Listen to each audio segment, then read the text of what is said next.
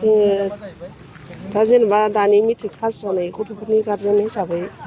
दा एडमिसन लानो थाखाय जों एसे माबा प्रब्लेम जादोंमोन नालाय दा बेयावहाय जोंखौ अशक सारानो एसेबाबो अनसुंथाइ होफैबाय जों बेजों दा लानो हाबाय आरो बेनि बुंनानै दोनथ'बाय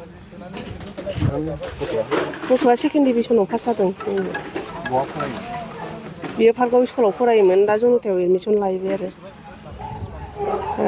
बे सारनि अनसुंथाइखौनो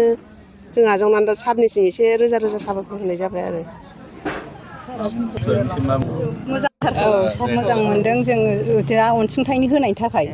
सारनि थाखायसो रोजा रोजा साबायखर बावबाय जों जोंखौ अनलांनो हादों जोंना फार्स्ट डिभिसन थांदों जेबो लेटार थेटार मोननाय जायाखै फार्स्ट डिभिजन थांदोंबाबो उमानन्दआव हाबोमोन आंना फिसाजोआ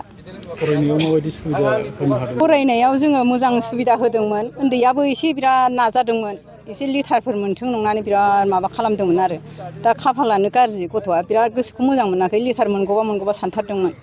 दा गैया लेटारखौ मोनाखिसै फार्स्ट डिभिसनाव थांनाय जाबाय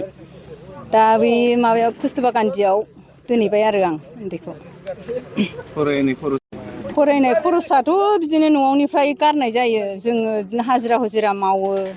बिदिनो बिफायाबो मिस्थ्रि मावो जोंहा न'खरावबो बिराद जारलाखाना जों गायै फुयैबो मोनजाया हायानो गैखाया नालाय जोंहा बिदिनो खामला हाजिरा मावनानै जों जाहोयो आरो फोरोङो उन्दैफोरखौ आरो दा हौवासायाबो बिदिनो